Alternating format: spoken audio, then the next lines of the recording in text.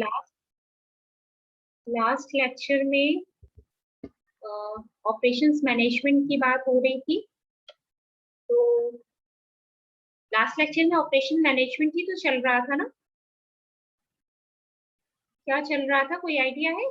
Yes ma'am, यही चल रहा था। नेचर हो चुका था, स्कोप से बात करनी। हाँ हाँ, तो नेचर को यस हम लोगों मैम। ने क्लियर कर लिया था। स्कोप बेसिकली, स्कोप को हम कहें तो अगर यूज लिखा है, ठीक है, तो यूज या एप्लीकेशन ये सब कुछ स्कोप में ही आता है। हम प्रोडक्शन एंड ऑपरेशन मैनेजमेंट कहें या ऑपरेशंस मैनेजमेंट कहें, सेम थिंग होती है, ठीक है, उसमें कोई डिफरेंट चीज नहीं होती है। तो अगर प्रोडक्शन एंड ऑपरेशन मैनेजमेंट लिखा है या ऑपरेशंस मैनेजमेंट लिखा है तो उसके लिए मत परेशान होना। अब किन किन क्या फील्ड्स होते हैं या क्या एप्लीकेशन एरियाज होते हैं जहाँ पे ऑपरेशन मैनेजमेंट का यूज हो सकता है, बहुत सारे होते हैं। फर्स्ट क्या है, एक सेकेंड कैसे क्लोज हो गया। तो हमारा फर्स्ट है activities relating to production system designing. Obvious सी बात है, जो हमारी फर्म का ऑपरेशन प्रोडक्शन सिस्टम होगा, मैन्युफैक्चरिंग सिस्टम होगा, उसकी डिजाइनिंग किस तरीके से हमने की है। डिजाइनिंग में सब कुछ आता है कि हमने प्लांट हमारा कहाँ लोकेटेड है, जो जिस जगह पर प्लांट लोकेटेड है वहां पे हमें सारी जो बेसिक नेसेसिटी है लाइक इलेक्ट्रिसिटी, वाटर, लेबर, जो हमारा वेस्ट प्रोडक्ट है उसको वेस्ट प्रोडक्ट को रिमूव करने के लिए या उस जगह से हटाने के लिए हमें प्रॉपर स्पेस मिल रही है कि नहीं, या जो भी हमारा वेस्ट प्रोडक्ट है वो जहां भी जा रहा है कहीं ऐसा तो नहीं है कि उससे हम जो भी हमारी सोसाइटी या सिटी से आउटर साइड में होना चाहिए। ऐसा ना हो कि जो भी हमारा वेस्ट प्रोडक्ट है उससे जो आम पब्लिक है उसको कोई प्रॉब्लम हो रही हो। हमारे मैन्युफैक्चरिंग सिस्टम की डिजाइनिंग इस तरीके से होनी चाहिए कि वहां काम करने वाले जो भी वर्कर्स हो उनको किसी भी टाइप का कोई प्रॉब्लम नहीं हो। मीन्स जो उन्हें बेसिक नेसेसिटीज चाहिए, ठीक है, वो इजिली और कम से कम टाइम में अवेलेबल हो।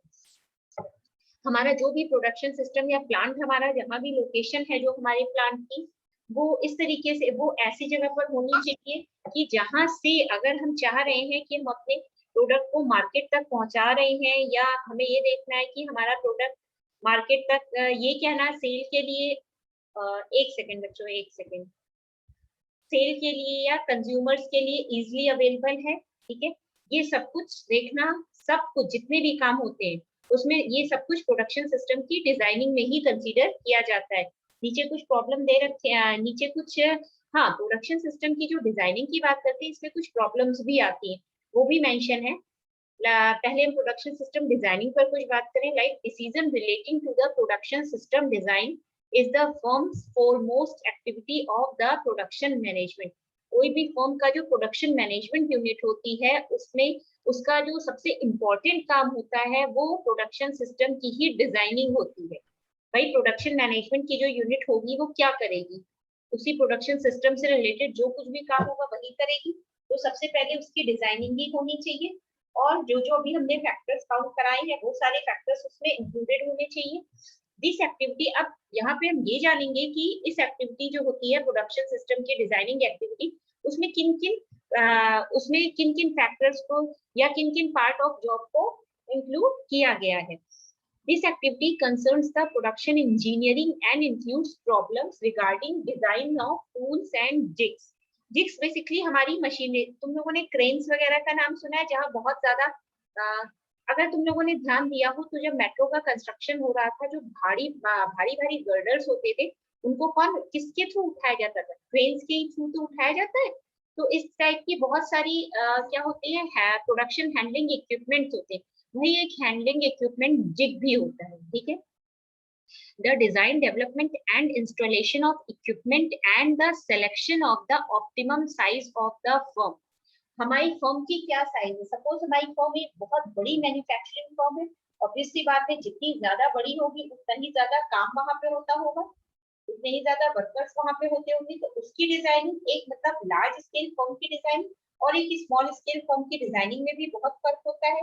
लार्ज स्केल फर्म है जहाँ पे अगर बड़ी फर्म है तो ऑब्वियस सी बात है उनके पास स्पेस ज्यादा होगा, स्पेस ज्यादा है, मशीनरीज ज्यादा है, वर्कर्स ज्यादा है, तो उन सब के काम का मैनेजमेंट सारे वर्कर्स के, मशीनरीज को किस तरीके से किस सीक्वेंसिंग में उसका अरेंजमेंट होना चाहिए, ये सब काम कौन करेगा? प्रोडक्शन मैनेजमेंट डिपार्टमेंट के ही लोग करेंगे। और बेसिकली हर वो पर्सन जो जिस फील्ड में एक्सपर्टीज हो, जिसे ठीक है, जो स्पेशलाइज हो, उसको वही काम प्रोवाइड किया जाना चाहिए। और क्या है? All these areas require the technical expertise on the part of the production manager and his staff. Obvious सी बात है, अगर हम प्रोडक्शन सपोज कोई फाइनेंस का पर्सन है, ठीक है, जिसको फंड मैनेजमेंट बहुत अच्छे से आता है, अब अगर उसको हम प्रोडक्शन मैनेजमेंट का काम देंगे तो ऑब्वियस सी बात है प्रोडक्शन कहीं ना कहीं प्रोडक्शन प्रोसेस थोड़ा बहुत डिस्टर्ब, थोड़ा बहुत या बहुत ज्यादा किसी भी तरीके से वो डिस्टर्ब हो सकता है। ठीक है, क्यों? क्योंकि अगर हम एक फाइनेंस पर्सन को प्रोडक्शन काम देंगे, उसको वो टेक्निक्स नहीं आती होंगी, क्योंकि फंड्स का मैनेजमेंट करना और मशीनरीज का मैनेजमेंट करना दोनों अलग अलग मैटर है। ठीक है, तो जिस टेक्निकल ये काम प्रोडक्शन मैनेजमेंट डिपार्टमेंट का जो हेड होता है, या यूं कहें जो प्रोडक्शन मैनेजर होता है, ये उसका काम होता है कि वो हर एक एक्सपर्टीज पर्सन, जो एक स्पेशलाइज्ड पर्सन है, उसको उसके फील्ड का स्पेशलाइज्ड फील्ड पे ही काम को उसे असाइन किया जाए। ठीक है, अगर कोई फर्म चाहती है कि उसकी प्रोडक्टिविटी बढ़े, ठीक है, प्रोडक्टिविटी बढ़ेगी तभी प्रॉफिटेबिलिटी भी बढ़ पाएगी, तभी सेल्स भी बढ़ेगी। ऐसे केस में प्रोडक्शन जो मैनेजर होता है उसका रोल बहुत ही वाइटल या इम्पोर्टेंट होता है। नेक्स्ट आगे क्या लिखा है? The selection of an optimum plant location very much depends upon the decision taken regarding production engineering. Plant location production का ही एक बहुत ही इंपॉर्टेंट काम है। ऑब्वियस सी बात है, जो ये प्रोडक्शन मैनेजर होगा ये उसी का काम है कि जब उसने फर्म के में एज अ प्रोडक्शन मैनेजर वो अपना रोल प्ले कर रहा है, तो ये सब कुछ उसे देखना कि उसका प्लांट की लोकेशन क्या है। हमने आप जब पढ़ाया था तो हमने 3 टाइप की लोकेशन बताई थी, अगर तुम लोगों को याद हो, अर्बन, रूरल और यस सब मैम। अर्बन। क्या हुआ बेटा? कुछ नहीं क्या? मैम, कुछ नहीं। हाँ, तो 3 टाइप की लोकेशन हमने बताई थी, एक अर्बन बताई थी, एक रूरल बताई थी और एक सब अर्बन बताई थी। अब ये प्रोडक्शन मैनेजर पर डिपेंड करता है कि हमारी किस टाइप की मैन्युफैक्चरिंग फॉर्म है, मींस वहां पे कौन से प्रोडक्ट मैन्युफैक्चर होते हैं, लाइक एफएमसीजी होते हैं, मतलब इटेबल प्रोडक्ट्स होते हैं, कि कंज्यूमेबल लाइक सर्फ सोप वगैरह की अगर हम बात करें वो है, या हमारी एप्रिल्स की अगर हम बात कर रहे हैं, या फुटवियर्स वगैरह। तो जिस टाइप का हमारा मैन्युफैक्चरिंग फर्म है, मींस हम जिस चीज का, जिस कमोडिटी का प्रोडक्शन करते हैं, उसी से रिलेटेड ही अगर हम इटेबल्स की बात करते हैं तो हमारा जो प्लांट लोकेशन होगी वो मेन सिटी में भी हो सकती है, एज सच कुछ उससे सोसाइटी को लॉस नहीं होना है। बट अगर हम लेदर की टैंडरीज की बात करें, जहाँ जैसे लेदर का जहाँ काम होता है, पर्सेस बनते हैं, बैग्स बनते हैं, फुटवेयर बनते हैं, वो बेसिकली क्या होते हैं, सिटी के आउटर पर होता है। क्यों? क्योंकि वहां से पोल्यूशन बहुत ज्यादा होता है। अगर ये सारी चीजें ऐसी प्लांट लोकेशन मेन सिटी में कराई जाएंगे तो कहीं ना कहीं सोसाइटी के लिए पोल्यूशन और बहुत ज्यादा प्रॉब्लम्स हो सकती हैं, जो इनके डेली सर्वाइवल पर बहुत ज्यादा इफेक्ट करते हैं। अब जो भी हमारे प्रोडक्शन सिस्टम की डिजाइनिंग या इन सब से रिलेटेड काम होता है, साथ ही साथ काम तो प्रोडक्शन मैनेजर सब अच्छे से कर रहा है, बट इतने सब एडवांटेजेस के साथ साथ कुछ प्रॉब्लम्स भी फेस करनी पड़ती हैं। अब वो प्रॉब्लम्स क्या है ये भी देखो। पहली दे रखी है हमें, first one is human factor, that is the impact of production system on the workers operating it. Obvious सी बात है, हमारा जो प्रोडक्शन सिस्टम है अगर वो वेल डिजाइन नहीं होगा, सपोज जो मशीनरी से वेस्ट प्रोडक्ट निकल रहा है वो कहीं ना कहीं उसी जो मशीनरी है उसके आसपास ही है, तो जो उस मशीनरी पर वर्कर काम कर रहा होगा कहीं ना कहीं उसकी ऑपरेटिंग जो एफिशिएंसी होगी वो इम्पैक्ट उस पर आएगा ही आएगा। ठीक है, नेक्स्ट हमारा दे रखा है R&D, research and development activities, that is working in the direction which will make the work easier for the worker and yet increase the production per worker. The law of ergonomics and improved technology. देखो इसमें जो fall in this category, ये law of ergonomics इतने detail में मत जाओ, हमें main क्या क्या प्रॉब्लम्स हो सकती है, ह्यूमन फैक्टर पर भी प्रॉब्लम हो सकती है। एक R&D जो हम किसी भी फॉर्म में रिसर्च एंड डेवलपमेंट, तुम्हारे यहाँ कोई प्रोडक्शन हो रहा है बट जो तुम्हारी प्रोडक्शन टीम है वो लगातार नए नए इनोवेशंस पर भी काम कर रही है, तो ये काम कैसे होगा, जब हमारी रिसर्च एंड डेवलपमेंट एक्टिविटी भी इंक्रीज करेगी। मीन्स हमें ये देखना है कि हमारा जो भी वर्कर हमारे यहाँ काम कर रहा है, हमें इस टाइप पे रिसर्च और डेवलपमेंट करनी चाहिए कि हमारे वर्कर का काम और इजी हो जाए, जिससे जो उसका प्रोडक्शन है जो वो प्रोवाइड कर रहा है फर्म को पर वर्कर वो इंक्रीज हो। ऐसा होने से क्या होगा, प्रोडक्शन अगर बढ़ेगा तो इससे क्या फर्क पड़ रहा है, प्रोडक्टिविटी तो बढ़ रही है। प्रोडक्टिविटी अगर ऑब्वियस सी बात है बढ़ेगी तो कहीं ना कहीं प्रॉफिटेबिलिटी भी इंक्रीज होगी। ठीक है, ये सब बेसिक प्रॉब्लम्स थी कुछ प्रोडक्शन सिस्टम की डिजाइनिंग में, जिनका भी ध्यान बहुत ज्यादा रखना चाहिए, अदरवाइज कहीं ना कहीं प्रोडक्शन एक्टिविटीज पर भी इफेक्ट आता है। ठीक है, नेक्स्ट हमारा स्कोप है activities relating to analysis and control of activities. वो सारी उन सारी प्रोसेस पर काम करना जो कि हमारे यहाँ एक्टिविटीज हो रही हैं, उनकी एनालिसिस करना और उन पर कंट्रोल करना। मीन्स जैसे प्रोडक्शन हो रहा है तो हमें ध्यान रखना चाहिए कि हम जो भी हम प्रोडक्शन जिस भी गुड्स या सर्विसेज का प्रोडक्शन कर रहे हैं वो प्रॉपर प्लान्ड वे में होना चाहिए। ठीक है, ऐसा नहीं होना चाहिए कि अगर अभी हमें इन प्लान्ड वे में भी, इसके लिए क्या करना चाहिए, हमें पहले मार्केट सर्वे या मार्केट स्टडी कर लेनी चाहिए।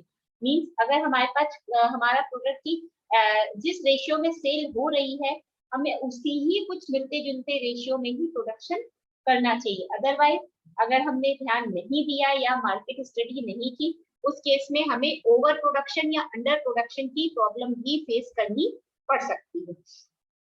तो कौन कौन सी एक्टिविटीज की एनालिसिस और कंट्रोल होना चाहिए, वैसे तो बहुत सारी होती हैं, जो प्रोडक्शन से मेन रिलेटेड होती है वो है प्रोडक्शन प्लानिंग और प्रोडक्शन कंट्रोल। प्रोडक्शन प्लानिंग में क्या आता है, जो भी हमने बताया कि हमें ओवर प्रोडक्शन और अंडर प्रोडक्शन की प्रॉब्लम्स को रिमूव करने के लिए या उसको अच्छे से उससे कोप अप करने के लिए हमें मार्केट स्टडी या मार्केट सर्वे अच्छे से कर लेना चाहिए, जिससे हम जो भी हमारे कस्टमर्स हैं, पोटेंशियल कस्टमर्स बन सकते हैं, ठीक है, उनकी हम नीड वांट या डिमांड उनको हम क्या करें, इजिली एनालिसिस उसकी कर सके, जिससे हम उनको अच्छे से उनकी नीड वांट डिमांड को फुलफिल कर सके और वो हमारे प्रोडक्ट से सेटिस्फाई हो। ठीक है, नेक्स्ट जो एक्टिविटी है वो है प्रोडक्शन कंट्रोल की। प्रोडक्शन कंट्रोल मीन्स जब हम प्लांट वे में सारा प्रोडक्शन कर रहे हैं, उस केस में हमें हमारे प्रोडक्शन पे कंट्रोल की ऐसी जरूरत नहीं पड़ेगी। ऑलरेडी हमने प्लानिंग कर रखी है कि इस ईयर में हमें सपोज किसी प्रोडक्ट की 500 यूनिट ही मैन्युफैक्चर करनी है। ठीक है, अगर ऐसा नहीं है या हम कुछ ऐसा कर रहे हैं कि हम अपने प्रोडक्शन पे कंट्रोल नहीं कर पा रहे हैं, उस केस में क्या होगा, हमें ओवर या अंडर प्रोडक्शन की प्रॉब्लम भी फेस करनी पड़ सकती है, जिससे जो भी हमारे रॉ मटेरियल्स हो सकते हैं या फिर जो भी हमारा फिनिश गुड्स है वो कहीं ना कहीं डंप में जा सकता है। ठीक है, हमें अपनी इन्वेंट्री मींस रॉ मटेरियल और एज वेल एज अपने जो भी हमारा फिनिश गुड्स है दोनों को ही खास ध्यान में रखते हुए ही हमें काम करना चाहिए, जिससे कि हम अपने प्रोडक्शन पर भी कंट्रोल कर सकें। नेक्स्ट हमारी एक्टिविटी होती है quality control. Quality control means कोई आइडिया? हम लोग जो प्रोडक्ट बना रहे हैं, मैम जो प्रोडक्शन हमारा जो चैनल है, हम कह सकते हैं मैम अपने क्वालिटी को मैम कंट्रोल करना है मैम, एक तरह से क्वालिटी कंट्रोल में वही आती है। सही कहा, क्वालिटी मींस जो मैम अपनी जो भी प्रोडक्ट हम जो भी कमोडिटीज है या जो भी प्रोडक्ट बन रही है मैम, उसकी जो उसकी क्वालिटी है उसको मेंटेन रखना कि हमेशा बरकरार रहे, उसकी क्वालिटी अच्छी रहे। बात है, क्वालिटी हमारी यही होती है। सपोज हमने ये देखा कि हमारे प्रोडक्ट की सेल तो हो ही रही है और हमने मार्केट में फीडबैक लिया, बट हमने फीडबैक पे ज्यादा एनालिसिस उसकी ना करके हमने बस अपनी सेल्स पर ध्यान दिया कि हमारे प्रोडक्ट की सेल हो रही है। हमने फीडबैक पर मान लो हो सकता है कुछ ऐसे पॉइंट्स हो जिस पर कुछ कस्टमर्स इंप्रूवमेंट चाहते हो या हमारे ऑलरेडी एग्जिस्टिंग प्रोडक्ट में कुछ इनोवेशंस चाहते हो जिस पर हमने ध्यान नहीं दिया। ऐसे केस में आज तो प्रोडक्ट हमारा कस्टमर के थ्रू यूज हो रहा है, बट इन दैट केस अगर हम मैम जैसे कि अगर हाल ही में देखा जाए तो 5 रुपए वाली मैगी के ऊपर अभी वो हुआ था कि उसको उसमें इतना फायदा नहीं हो रहा है, मगर उसमें उसने क्वालिटी अपनी वही रखी मगर क्वांटिटी को उसने अपने बहुत ज्यादा कम कर दिया, मगर उस 5 रुपए वाली पैकेट को उसने खत्म नहीं किया। हाँ देखो, कोई भी कंपनी होती है, कोई भी हो, एफएमसीजी से रिलेटेड फर्म या कोई भी हो, ठीक है, वो कोई भी अपना प्रोडक्ट अगर मार्केट में लॉन्च करती है कोई भी कंपनी, तो वो इस पर्पज से लॉन्च करती है कि उसका जो भी प्रोडक्ट है वो 1-2 साल या 1-2 दिन के लिए नहीं, लंबे टाइम पीरियड के लिए चलेगा। तुम खुद से, जब तुमने एक एग्जांपल दिया है मैगी का, तो इसी को ही हम कंसीडर करते हैं। मैगी आज का प्रोडक्ट नहीं है। जब हम अपनी अगर हम बात करें, जब हम बहुत छोटे थे, इवन तब से हम मैगी देख रहे हैं।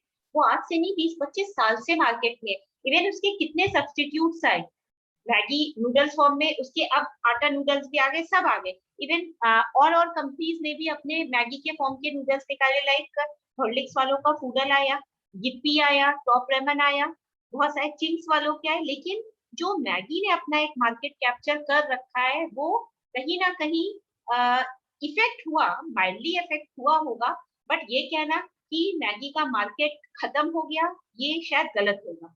बीच में एक प्रॉब्लम आई थी, जब ये सुनने में आया था आज से करीब 5-6 साल पहले या 4-5 साल पहले, कि मैगी में एक्सेस लेड यूज हो रहा है, जो कि बहुत ही हार्मफुल है ह्यूमन बीइंग की बॉडी के लिए, ठीक है।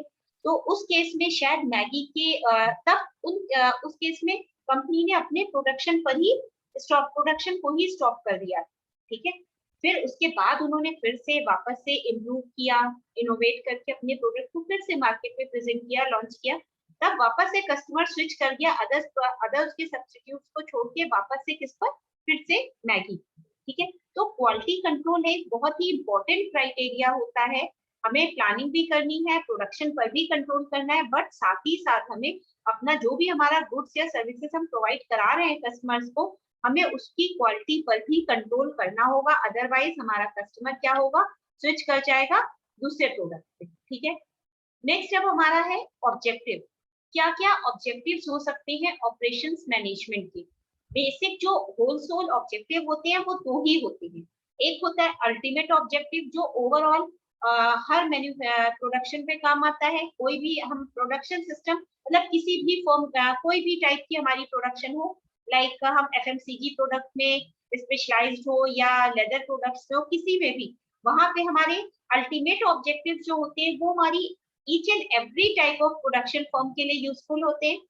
इंटरमीडिएट हमारे वो होते हैं जो पर्टिकुलर कैटेगराइज्ड हो जाते हैं, जो कुछ पर्टिकुलर या सर्टेन कैटेगरी पर ही यूजफुल होते हैं। लाइक अब हम अल्टीमेट ऑब्जेक्टिव की बात करें, तो यहाँ हमारे 4 क्राइटेरिया, 4 डायमेंशंस दे रखे हैं। वो 4 डायमेंशंस कौन कौन से? Right quality, right quantity, right time और pre established cost. Right quality means हमें जितनी जरूरत हो सिर्फ और सिर्फ राइट क्वालिटी, जो भी हम प्रोडक्शन कर रहे हैं रिक्वायरमेंट के अकॉर्डिंग, हमें उसमें करेक्ट या राइट क्वालिटी ही यूज करनी चाहिए। जो एक सेट स्टैंडर्ड है, हमें बिलो दैट स्टैंडर्ड जाके कोई भी गुड्स या सर्विसेज का प्रोडक्शन या ईटेबल प्रोडक्ट्स का प्रोडक्शन नहीं करना चाहिए। क्यों? क्योंकि अगर क्वालिटी अप टू मार्क नहीं होगी तो वो प्रोडक्ट की जो कॉस्टिंग होगी उसको जस्टिफाई नहीं कर पाएगी। ऐसे केसेस में जो भी हमारा कस्टमर है उसकी रिक्वायरमेंट्स अगर फुलफिल नहीं हुई तो वो बहुत जल्द से जल्द दूसरे प्रोडक्ट पे स्विच कर जाएगा। राइट क्वांटिटी, जैसा अभी तुमने खुद से एग्जांपल दिया था कि मैगी ने क्या किया, प्राइस नहीं कम किया बट क्वांटिटी को कम कर दिया। कई बार क्या होता है, कंपनी क्या सोचती है, हम ऐसा करें कि लोग चाहते हैं हमारा प्रोडक्ट सस्ते में मिले। सस्ते में हम प्राइस तो अपने नहीं कम कर सकते, क्यों? क्योंकि हमारी कॉस्टिंग भी उतनी आ रही है। भाई एक प्रोडक्ट को बनाने में बहुत सारे चार्जेस भी हमें पे करने पड़ते हैं, एक्स्ट्रा कॉस्ट तो पे करनी पड़ती है। उसके अलावा उसे उस प्रोडक्ट को मार्केट तक पहुंचाने के लिए भी बीच में बहुत सारे हमारे मीडिएटर्स काम कर रहे होते हैं। तो जो भी हमारी क्वांटिटी है वो बहुत ही अप्रोप्रिएट होनी चाहिए, ठीक है। लाइक अगर बेसिक सा एग्जांपल लो, सपोज हम खाना बनाते हैं तो हम क्या करते हैं, हम अगर उसमें हम जब as a main ingredient salt का यूज करते हैं, अगर हम कोई वेजिटेबल कुक कर रहे हैं तो उस केस में हम क्या करते हैं, बीच में हम टेस्ट कर लेते हैं। नहीं, ऐसा तो नहीं है कि सॉल्ट ज्यादा हो गया हो या स्पाइसेस ज्यादा हो गए हो या चिली ज्यादा हो गई। उस चीज को हम कैसे करते हैं, अगर इनकेस ऐसा हुआ होता है तो हम वहीं पर टेस्ट करते हैं जिसको हम, जिससे कोई भी वेजिटेबल पूरी तरह से कुक होने से पहले ही हम उसे, उसमें जो भी अगर कमियां उसको हम रिमूव करके उसको सही कर सके, ठीक कर सके। सेम उसी तरीके से जो हमारी क्वांटिटी है वो बहुत मैटर करती है। अगर हम देख रहे हैं हमारे प्रोडक्ट की सेल अप टू मार्क नहीं है, उस केस में हम maximum number of quantity produce करके खुद को ही लॉस में रखेंगे। क्यों? क्योंकि ऐसे केस में क्या होगा, हमारी सिर्फ वही क्वांटिटी यूज में आएगी जितनी रिक्वायर्ड है, अदरवाइज बाकी सब डंप हो जाएगी। नेक्स्ट हमारा है राइट टाइम। बहुत ही सही चीज है। लाइक जो भी इलेक्ट्रॉनिक अप्लायंसेस लाइक एसी हो गया, कूलर हो गया, ठीक है, और एयर प्यूरिफायर हो गया, इन सारे अप्लायंसेस की जो सेल समर्स में होती है उतनी सेल विंटर्स में नहीं होती है। क्यों? क्योंकि हम ये सारे जितने भी इलेक्ट्रॉनिक अप्लायंसेस अभी हमने नाम लिया है, इन सबको हम सबसे ज्यादा कहाँ देखते हैं, कब देखते हैं? इनका एडवर्टीजमेंट भी बहुत आने लगता है। कब आता है? विंटर्स में तो नहीं आता है, समर सीजन में आता है। मींस हर सामान के, हर एक चीज के या हर एक गुड्स या सर्विसेज के प्रोडक्शन का एक करेक्ट टाइम होता है, एक एक्यूरेट या परफेक्ट टाइमिंग होती है। और अगर हम उस परफेक्ट टाइमिंग को प्रॉपर वे में यूटिलाइज नहीं कर पाएंगे तो कहीं ना कहीं क्या हो जाएगा, वो हमारे साथ साथ हमारे जो भी कस्टमर्स हैं उनके लिए भी प्रॉब्लमेटिक सिनेरियो क्रिएट कर देगा। ठीक है। नेक्स्ट क्या है? Pre established cost. Pre established cost कई बार जैसे मान लो हमारी फर्म है जो कि बैग्स का प्रोडक्शन करती है, फुटवेयर्स का प्रोडक्शन करती है, ठीक है। तो ऐसी कंपनी में अगर हमें इस टाइप की अगर किसी फर्म में हमें क्या करना हो, इस टाइप की हमारी फर्म है, तो उसमें हमें बहुत ज्यादा ध्यान अपनी कॉस्ट पर रखना पड़ेगा, क्योंकि ये सारी ऐसी फर्म्स होती है जहाँ पे मैक्सिमम कॉस्ट जनरेट होती है। ठीक है। अगर हम अपनी फर्म पे प्रॉपर ध्यान रख रहे हैं तो हमें उसकी जो एक प्री एस्टैब्लिश कॉस्ट है उसका सेटअप करने में हमें एज सच कोई भी प्रॉब्लम नहीं होगी। ठीक है। लाइक हमारी मैन्युफैक्चरिंग कॉस्ट ही जनरली प्री एस्टैब्लिश कॉस्ट में कंसीडर की जाती है। ऐसा क्यों है? क्योंकि जो भी हमारी प्री एस्टैब्लिश कॉस्ट होती है उसमें क्या होता है, ये कब pre establish cost mean product के मैन्युफैक्चर होने से पहले ही जनरेट हो गई होगी। ठीक है। अब क्या हो सकता है कि इस टाइप से इसका मतलब जितने भी सारी हमें कोशिश करनी होती है बीइंग अ फर्म कि हम हमारे जितने भी प्रोडक्ट हैं उनको हम प्री एस्टैब्लिश कॉस्ट पर ही प्रोड्यूस करें, जिससे कि हम क्या कर सकते हैं, एक्चुअल और स्टैंडर्ड में जो वैल्यू में वेरिएशन है, ठीक है, एक्चुअल और स्टैंडर्ड वैल्यू में जो वेरिएशन है उसको हम क्या कर सके, कम कर सके या खत्म कर सके। तो ये तो सारे हमारे अल्टीमेट ऑब्जेक्टिव्स थे कि हम किसी भी टाइप की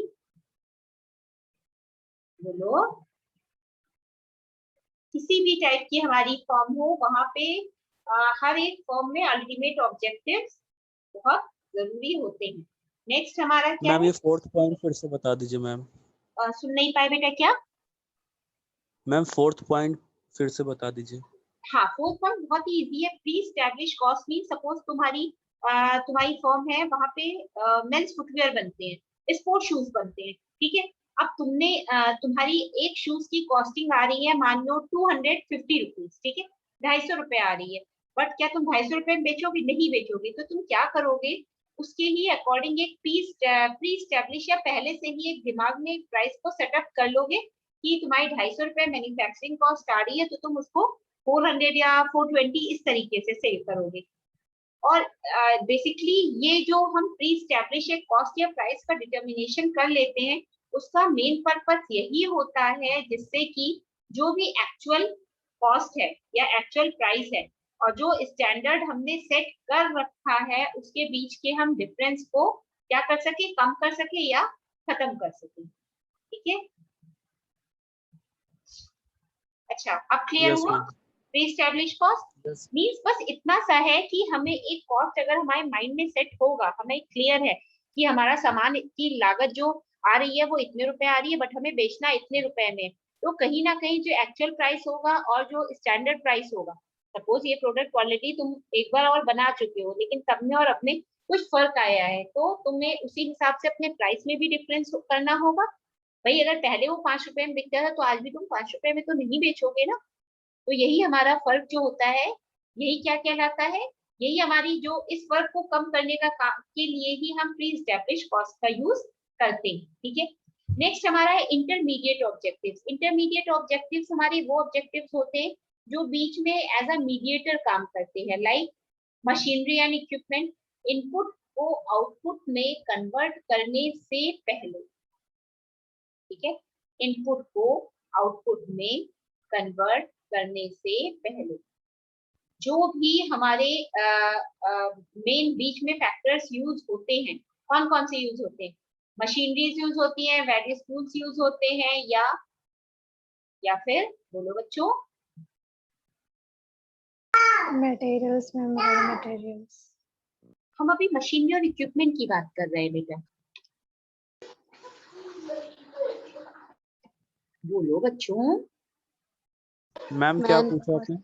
हम ये हम कह पूछ रहे रहे हैं हैं। कि मशीनरी और इक्विपमेंट, अगर हम बात इक्विपमेंट बेस्ड, मशीनरी हमारी बड़ी बड़ी मशीनरीज होती है, इक्विपमेंट्स दोनों साथ में, तो तुम लोग अभी डिफरेंस के लिए बता रहे, इक्विपमेंट्स हमारे छोटे मोटे टूल्स भी हो सकते हैं। तो ये हम मशीनरी और इक्विपमेंट किस तरीके से हमारे इंटरमीडिएट ऑब्जेक्टिव के तौर पर काम करते हैं? मैम मशीनरी हम लोग के लिए मैम लार्ज स्केल पे काम करती है, जैसे कोई बहुत ऐसा जरूरी नहीं है कि मैम छोटा मोटा प्रोडक्शन भी हो सकता है, मैम इक्विपमेंट्स हर चीज में यूज हो सकता है मे बी। हाँ, ये सारे हमारे मीडिएटर्स के तौर पे इस तरीके से काम करते हैं। क्यों? क्योंकि हमने तो सिर्फ रॉ मटेरियल को लाके अरेंज कर दिया, ठीक है, बट रॉ मटेरियल को हमारी फर्म में आ जाने से सिर्फ काम नहीं हो जाता है, उस रॉ मटेरियल को हमें उसको ट्रांसफॉर्मेशन प्रोसेस में भी भेजना होता है, तभी वो हमारा फिनिश गुड्स या फिनिश प्रोडक्ट्स में या फाइनल प्रोडक्ट्स में हमारा क्या होता है, कन्वर्ट हो पाता है। तो इंटरमीडिएट बेसिकली हमें ये ध्यान रखना होता है कि जो भी हमारी मशीनरी है, ठीक है, उसमें अगर किसी टाइप की कोई रिप्लेसमेंट की जरूरत होती है, किसी भी ऐसी चीज की रिक्वायरमेंट होती है, तो ये काम हमारा होता है, मीन्स हमारा इन द सेंस की प्रोडक्शन मैनेजर का होता है कि वो सारे ऑब्जेक्टिव, सारी चीजों को परमानेंट या प्रॉपर तरीके से क्या करे, प्रॉपर तरीके से बोलो, रीड करे, और जिससे मशीनरी को वापस मैक्सिमम तरीके से ऑक्यूपाई करके उससे मैक्सिमम आउटपुट प्रोवाइड कर सके, ठीक है।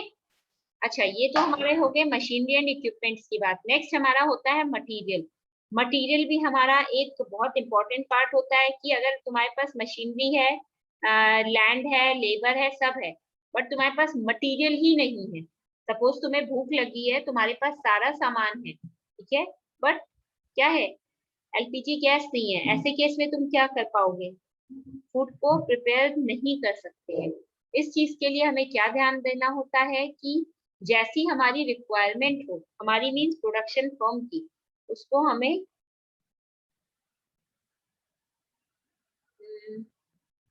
कैसे बोले,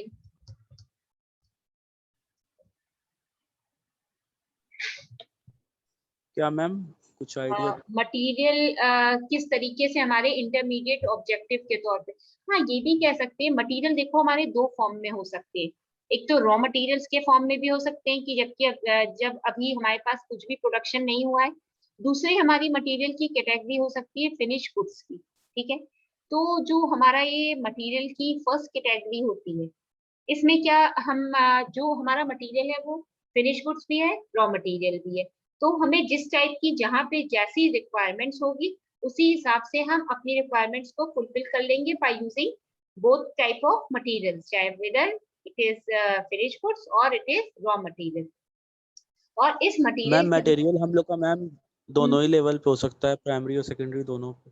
हाँ, प्राइमरी सेकेंडरी दोनों, वही चाहे तुम प्राइमरी सेकेंडरी बोलो या रॉ मटेरियल बोलो और फिनिश गुड्स बोलो, दोनों मटेरियल को तुम सिर्फ रॉ मटेरियल के सेंस में ही नहीं काउंट कर सकते हो।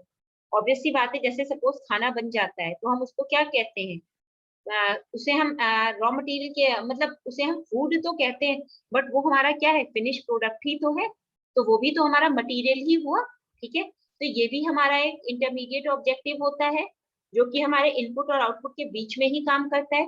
नेक्स्ट हमारा होता है मैन पावर।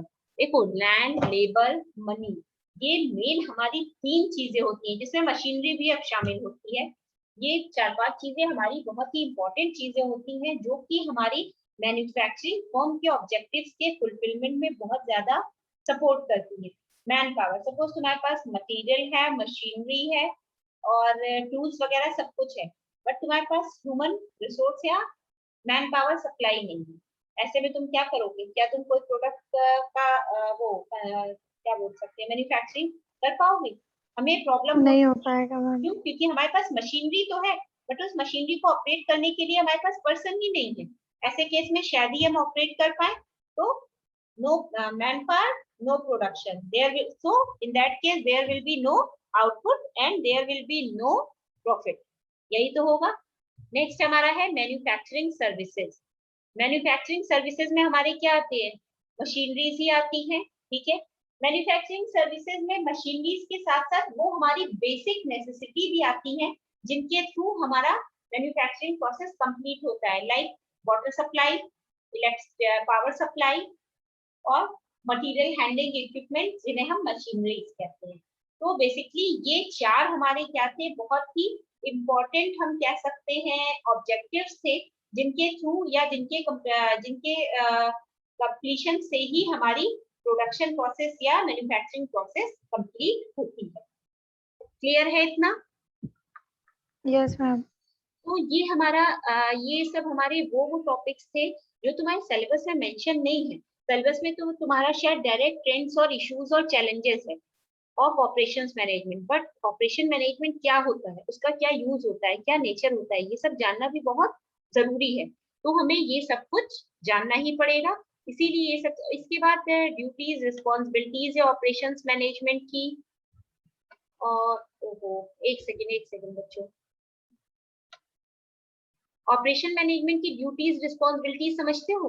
मींस जो भी प्रोडक्शन का काम हो रहा है उससे क्या क्या उस प्रोडक्शन प्रोसेस के ड्यूरेशन में, मतलब उस प्रोडक्शन के टाइम पे क्या क्या काम होने चाहिए जो कि ऑपरेशन मैनेजमेंट में ही काउंट किए जाते हैं, like production selection and design. हम किस टाइप के प्रोडक्ट को मैन्युफैक्चरिंग या प्रोडक्शन करना चाहते हैं, उसका सिलेक्शन और उसकी डिजाइनिंग। हम कैसा प्रोडक्शन सिस्टम चाहते हैं, उसकी डिजाइनिंग। फैसिलिटीज लोकेशन, मतलब हम अपने प्लांट को कहाँ लोकेट करना चाहते हैं, ठीक है। फिर facilities layout and material handling. Facilities layout, जो हमारा प्लांट है उसकी जो हम लोकेशन चाहते हैं उससे क्या, उसका हमें एक लेआउट भी ड्राफ्ट करना चाहिए, और हमारे मटेरियल हैंडलिंग इक्विपमेंट्स भी हमारे पास होने चाहिए। कैपेसिटी प्लानिंग में इसको डिटेल में पढ़ने की जरूरत नहीं है, एक बेसिक सी चीज है जो पता होनी चाहिए, तो हम वर्बली एक्सप्लेन कर रहे हैं। कैपेसिटी प्लानिंग हमारी ये होती है कि हमारी जो मैन्युफैक्चरिंग यूनिट है या मशीनरी है उसकी क्या कैपेसिटी है कि वो कितने यूनिट्स क्या कर सकती है, प्रोड्यूस कर सकती है। नेक्स्ट प्रोडक्शन प्लानिंग, हम किस तरीके से अपने प्रोडक्शन को कंप्लीट या फुलफिल या पूरा करना चाहती है, उसकी प्रॉपर प्लानिंग। इसी प्रोडक्शन पर जो हम प्रोडक्शन कर रहे हैं उसकी प्लानिंग के साथ साथ उसको कंट्रोल करना भी, जिससे वहां पे एक्सेस प्रोडक्शन ना हो, ठीक है। नेक्स्ट हमारा क्या है, प्रोडक्शन कंट्रोल हो गया, production planning. Inventory control, inventory हमारी क्या हो सकती है, रॉ मटेरियल के फॉर्म में भी हो सकती है और फिनिश गुड्स के फॉर्म में भी हो सकती है, ठीक है। अब इन्वेंट्री कंट्रोल मींस हमारी ओवर इन्वेंट्री की भी प्रॉब्लम नहीं होनी चाहिए, ना अंडर इन्वेंट्री। मींस हमारे जो प्रोजेक्ट हो उसके लिए हमें स्टैंडर्डाइज क्या बोल सकते हैं, स्टैंडर्डाइज इन्वेंट्री ही हम यूज करें, जिससे हमारा फायदा क्या होगा, हम इन्वेंट्री पर तो कंट्रोल कर ही पाएंगे, साथ ही साथ स्टैंडर्डाइज प्रोडक्ट यूज होने से हम अपनी इन्वेंट्री पर भी कंट्रोल इन्वेंट्री पर भी कंट्रोल कर लेंगे। इन्वेंट्री पर कंट्रोल के साथ साथ हम क्वालिटी पर कंट्रोल कर लेंगे। नेक्स्ट है इंडस्ट्रियल इंजीनियरिंग, वर्क मेजरमेंट। ये industrial engineering other responsibilities. Industrial engineering की अगर हम बात करें, हमें अपनी इंडस्ट्री में जो भी हम टेक्निकल काम कर रहे हैं वो हमारा इंडस्ट्रियल इंजीनियरिंग में ही आता है, लाइक मशीनरीज को चेक करना, मशीनरीज पर काम करना, मशीनरीज को ऑपरेट करना, ठीक है। नेक्स्ट हमारा क्या होता है, क्या है, वर्क मेजरमेंट। जो हम काम कर रहे हैं, सपोज तुम्हें एक हफ्ते के अंदर किसी भी प्रोडक्ट की 100 यूनिट्स को क्या करना है, कंप्लीट करना है, तो तुम्हें क्या करोगे, एक टाइम डिवाइड करके करोगे, ठीक है। तो तुम्हें एक हफ्ते मीन 7 दिन का तुम्हारे पास टाइम है, तुम्हें उसी में सब कुछ करना है, तो तुम उन 7 दिनों के टाइम को आवर्स में आवर्स में कन्वर्ट करके उसको अपनी टीम के बीच डिवाइड कर दोगे। तो तुम्हें अब ये भी, उससे तुम्हें ये भी पता लग जाएगा कि तुमने जो काम किया है पर डे के बेसिस पर, उसको तुम मेजर भी कर सकते हो। ठीक है, तो वर्क मेजरमेंट भी एक बहुत ही इंपॉर्टेंट रिस्पॉन्सिबिलिटी है किसकी, ऑपरेशंस मैनेजमेंट की। क्लियर है इतना? Yes ma'am. ओके, तो जो बताया एक बार रिवाइज कर लेना, और अब वाइंड अप करिए आज की class. Yes ma'am. Okay ma'am attendance ले लें 1 मिनट। हाँ हाँ, ले लो ले लो ले लो। बच्चों, जिन बच्चों ने असाइनमेंट नहीं जमा किया है, लाइक ये इमरान, शायद ये इमरान नाम से कोई असाइनमेंट नहीं आया, ये अरफीन खान, इसका भी अटेंडेंस नहीं, असाइनमेंट नहीं है। अर्पित शुक्ला के नाम पे हमें डाउट लग रहा है, शायद इसने दे रखा है, तो वो बच्चे अब अपने असाइनमेंट भी जल्द से जल्द कल सबमिट मैंने करो। आपको व्हाट्सएप पे भेज दिया हाँ था। हाँ हाँ, याद आ गया है। तो बाकी जो बच्चे हैं, ये मोहम्मद नोमान का शायद असाइनमेंट नहीं आया है,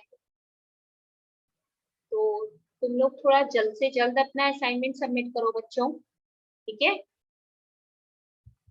तो थैंक यू आज की क्लास के लिए। हाँ, थैंक यू मैम। ओके बच्चों, thank you so much ma'am. Okay बेटा, ओके।